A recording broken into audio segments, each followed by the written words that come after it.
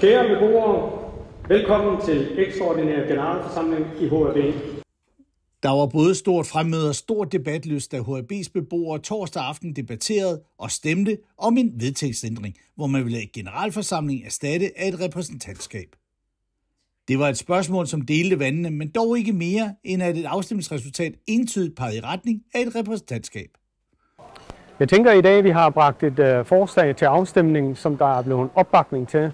Ud af de 223 stemmeberettigede var der 168 for en vedtægtsændring og 55 imod.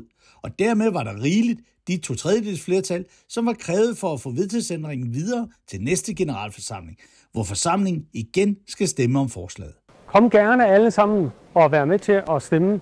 Det håber vi meget i bestyrelsen, så vi virkelig kan arbejde med beboerdemokratiet. Det er det, vi ønsker, og det er det, vi glæder os til.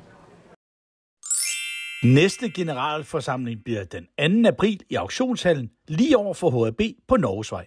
Vel mødt.